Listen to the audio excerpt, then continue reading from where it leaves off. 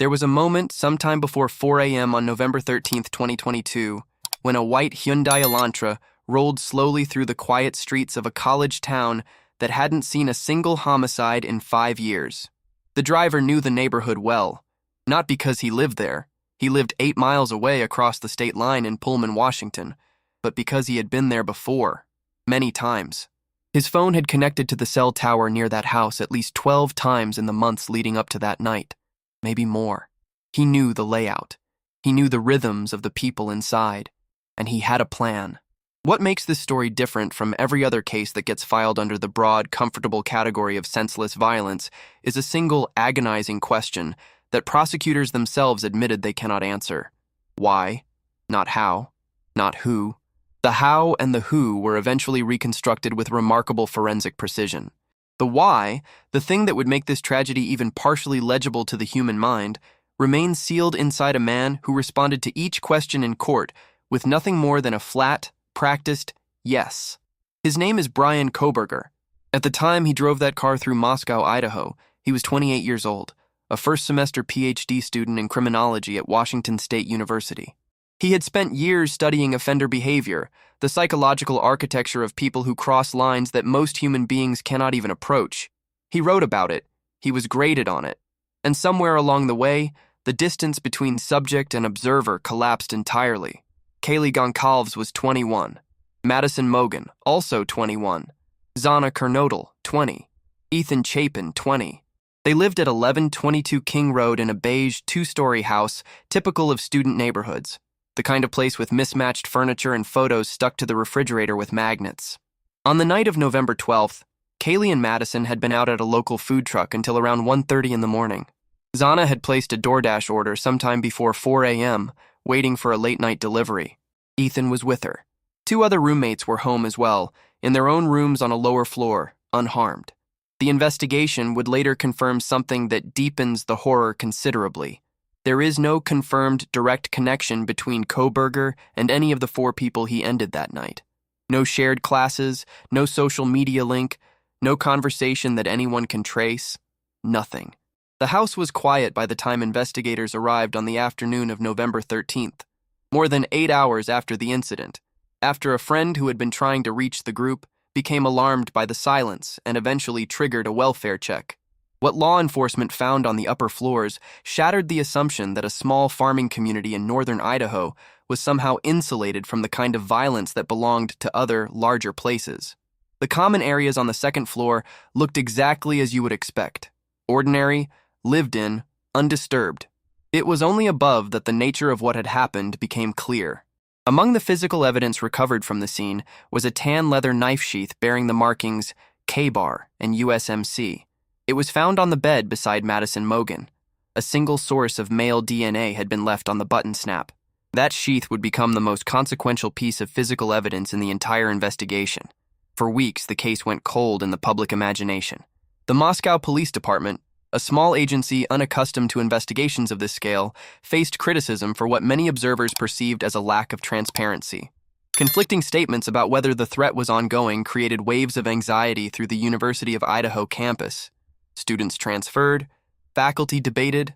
The silence from investigators felt to families and journalists alike like either total confusion or something carefully managed, though it was, in reality, the second option. Behind the scenes, investigators were executing a strategy that would come to define the forensic landmark of this case. The DNA recovered from the knife sheath was entered into genetic genealogy databases, including GEDmatch and MyHeritage, in a process that would later become legally contested. What the analysis returned was not Kohberger's name. It returned something far more granular and, in hindsight, far more extraordinary: a biological portrait. The DNA pointed to a multi-generational American family with Italian ancestry, narrowing to a Pennsylvania lineage that intersected with that Italian heritage in exactly 2 places. From there, investigators began cross-referencing that family tree with another thread of the investigation: surveillance footage. Dozens of cameras in the King Road neighborhood had captured a white Hyundai Elantra in the area at times that matched the estimated window of the incident. Investigators reviewed tens of thousands of registered white Hyundai Elantras, line by line, manually. The lead detective later said they believed this avenue alone would have eventually led them to the same person. Perhaps a week later, perhaps 2 months later. They were already closing in when the DNA made it definitive. In late December 2022, investigators began passive surveillance on a home in Albrightsville, Pennsylvania. Kohberger had returned to his parents' house for the holidays. What they observed in the days before his arrest is one of the most revealing behavioral details of the entire investigation. He was seen multiple times wearing surgical gloves while placing trash bags into a neighbor's garbage can in the early morning hours, apparently attempting to ensure the discarded material would not be traced back to his own household. He had no way of knowing that investigators were already watching. They retrieved the bags. Inside one of them, a Q-tip. Lab testing confirmed that the DNA on that cotton swab belonged to the father of the person whose DNA had been found on the knife sheath in Idaho. The circle had closed. On December 30th, 2022, 6 weeks after the incident, law enforcement made their approach to the Kohberger home. They found him in the kitchen, dressed casually, wearing examination gloves, separating trash into individual Ziploc bags. The methodical nature of that moment, a man who had by then been living with what he had done for nearly 2 months, still managing evidence, still processing, still composed, tells us something about a psychology that has never been fully explained in open court, and by the terms of the plea agreement he ultimately accepted, never will be. Kohberger was extradited to Idaho and held without bail. His defense team, over the following years of legal proceedings, pursued several strategies. They attempted to have the genetic genealogy DNA evidence thrown out entirely, arguing that the investigative use of databases whose users had not explicitly consented to law enforcement searches violated Justice Department policy. The challenge reached a critical hearing. Jeff Nye, chief of the criminal division at the Idaho Attorney General's office, later described the pressure of that day. Everything, he said, hinged on the outcome. He prevailed. The DNA stayed in. And when it became clear that the physical evidence was going to trial intact, Kohberger's legal calculus shifted. On July 2nd, 2025, weeks before trial was set to begin, Kohberger entered a guilty plea to all 4 counts of first-degree murder and 1 count of burglary. The deal removed the possibility of a death sentence. In exchange, he acknowledged the charges as true, waived his right to appeal, and accepted 4 consecutive life sentences. He said almost nothing. When the judge asked him directly, "Did you kill each of these 4 people?" he answered yes to each name in sequence, without elaboration. His defense attorneys had previously cited autism spectrum disorder to explain what witnesses consistently described as a flat affect. Prosecutors, for their part, stated clearly that psychological testing had been conducted, and that the results, though sealed, did not rise to a legal defense under Idaho law. The sentencing hearing on July 23, 2025, lasted over 2.5 hours. The surviving roommate spoke. Dylan Mortensen, who had been 19 years old on the night she encountered an intruder in a ski mask near the base of the stairs, an intruder later confirmed to be Kohberger, described what the intervening years had done to her sense of safety and trust. She said he had shattered her in places she didn't know could break. She described making escape plans everywhere she went, mapping exits from every room she entered. She described panic attacks that arrived without warning, total and physical. Bethany Funk's statement was read aloud by a friend, her voice too fractured to carry the words in person. The families of all 4 victims addressed the court. The sister of Kaylee Goncalves noted, with precise and devastating clarity, that a life sentence still allows a person to speak, to form connections, to exist in the world, while the people she loved had been silenced permanently. Kaylee's father refused to attend entirely. His absence was, in its own way, a complete statement. Kohberger, when offered the opportunity to speak, declined. He told the court he respectfully chose not to address anyone present. He was sentenced immediately after. 4 consecutive life terms without parole, plus an additional 10 years for burglary, plus fines totaling $250,000. He waived any future right to sentence reduction under Idaho law. He will die in prison.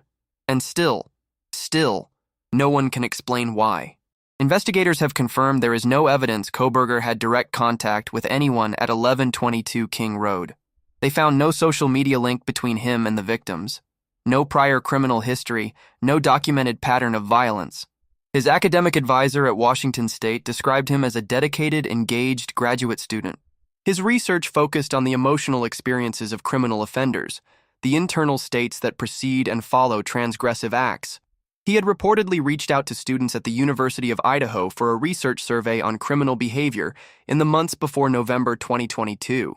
Whether that contact led him to King Road or whether he had circled that neighborhood for entirely separate reasons remains officially unknown. What investigators do know is that his phone placed him near that house at least 12 times before the night in question, beginning as early as August 2022. He was, by every available piece of digital evidence, conducting some form of reconnaissance for months. The DoorDash delivery Zana Kernodle received in the early hours of November 13th may have been the element that altered his timing, placing her in the downstairs hallway at a moment when his presence in the house was already underway. Investigators believe he had already reached the upper floor when he encountered her on the way out. That encounter was not part of any plan. It was, in the language of forensic behavioral analysis, an escalation born of circumstance. 2 women in that house survived. The proximity of their rooms to what unfolded above them, the specific path Kohberger took through the building, the timing of who was awake and who was asleep, these variables, none of which Kohberger could have fully controlled, are the difference between 4 victims and 6. The specificity of that fact is something the surviving roommates will carry for the rest of their lives. In the months following the sentencing, Kohberger's sister spoke publicly for the first time since his arrest. She said the family had been completely blindsided, that they had no prior knowledge of what Bryan had done or of any behavior that might have forecast it. The Goncalves family, separately, announced plans to file a civil suit against Washington State University, seeking, in their words, accountability and transparency regarding Kohberger's conduct in the period leading up to November 2022. The murder weapon, described as a large Ka-bar-style hunting knife, has never been recovered. It remains the one physical object that could have provided additional forensic information, and its location is something Kohberger was not legally required to disclose as part of his plea. The terms were accepted before the Goncalves family could petition to have that disclosure added. Prosecutors explained that an offer already accepted by the defendant cannot be ethically modified after the fact. The knife is still out there, somewhere. A deliberate absence in a case already defined by what was left unsaid. What Bryan Kohberger's case ultimately exposes is not a gap in law enforcement capability. The investigation, once fully assembled, was technically extraordinary. The genetic genealogy work alone represented a genuine frontier in forensic science, and its legal survival set a precedent for how future cases involving DNA databases will be prosecuted. What this case exposes, instead, is the limits of the explanatory frameworks we rely on to make sense of catastrophic human behavior. Kohberger had no criminal history. He had an advanced education in the very science designed to predict and explain people like him. He was calm under interrogation, composed in court, methodical in the destruction of evidence, and ultimately silent about the only question that mattered. The psychological testing results remained sealed by court order. Whatever they revealed, the state determined it wasn't enough to constitute a defense. What that means for our understanding of who Bryan Kohberger is, as a person, as a case study, as a warning, is a question that criminology, the field he once studied and has now irrevocably altered, will be working through for a very long time. 4 people came home on the night of November 12, 2022, and did not leave. 1 man drove away in a white car, back across the state line, and spent the next 6 weeks separating his trash into labeled Ziploc bags and waiting. He is now 30 years old and will spend every remaining year of his life inside a federal corrections facility. The 4 consecutive sentences are deliberately structured so that no single act of legal intervention, no appeal, no sentence review, no future legal mechanism can undo all of them simultaneously. The system for once built in redundancy. But the knife is still missing. The motive remains officially unknown. And in Ada County, there is a no-contact order that runs 99 years into the future, ensuring that the families of Kaylee Goncalves, Madison Mogan, Zana Kernodle, and Ethan Chapin never have to hear from him again. That, at least, is something.